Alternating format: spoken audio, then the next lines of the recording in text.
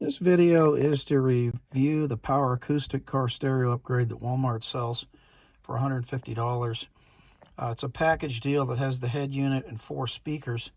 I didn't install the speakers, but I did install the head unit and want to just give a review so you can see what it looks like in the car, how it operates, and what the look and feel is to help you determine if it's one you want to buy. I installed it in a Jeep Wrangler, and you can see this is what the install looks like. I'm going to turn on the car and just let you see how long it takes to boot up. So from the key click, you can see it, their screen comes up. It takes a little while for it to completely boot. While it's doing that, I'll mention that right out of the box, it had some problems, and it requires a firmware update, which I'm going to do a separate video on that shows how to do the firmware upgrade. It's really not that hard.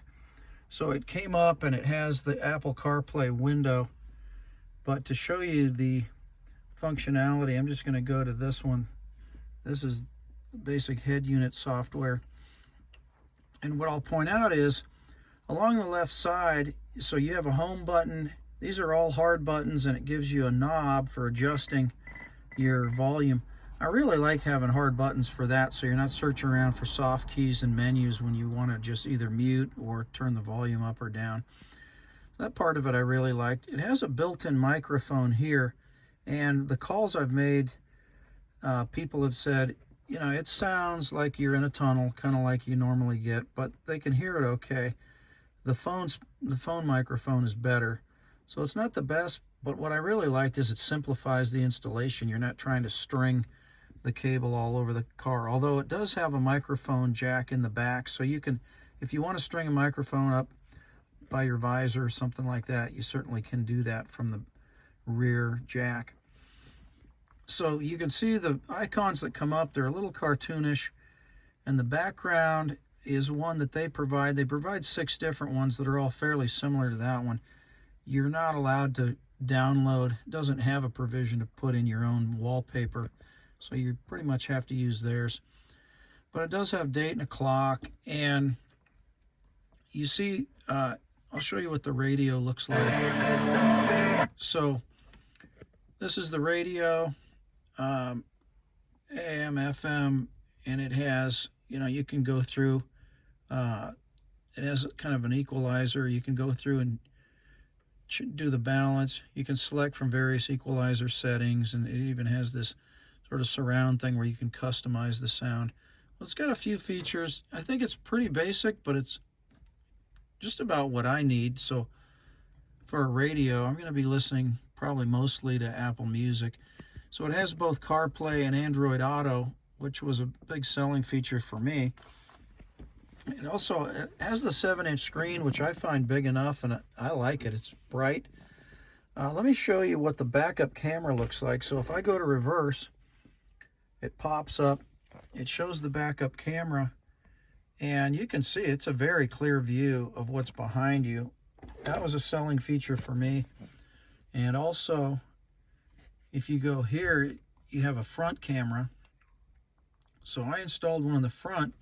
If you look out the hood, you can just see the top of that workbench. With the camera, you can see below the top of the workbench and everything that's in front of it.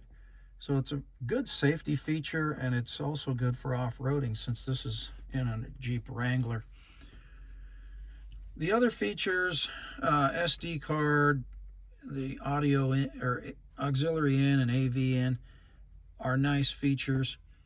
And then, of course, it has the Bluetooth for phone, Bluetooth music.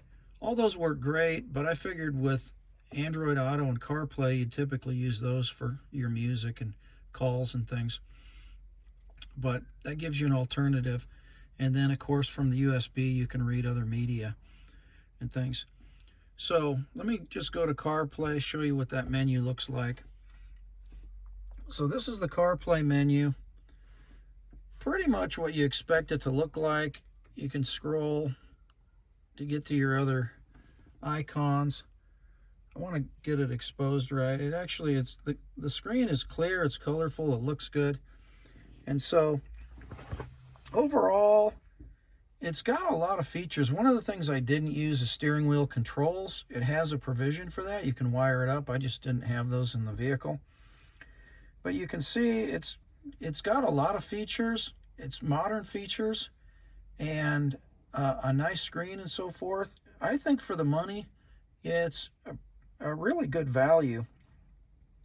So if you're considering this, one thing, it's a double din. It's helpful if you have double din space. Mine was a single din, so I had to do a little cutting behind there to fit it in, but it did fit.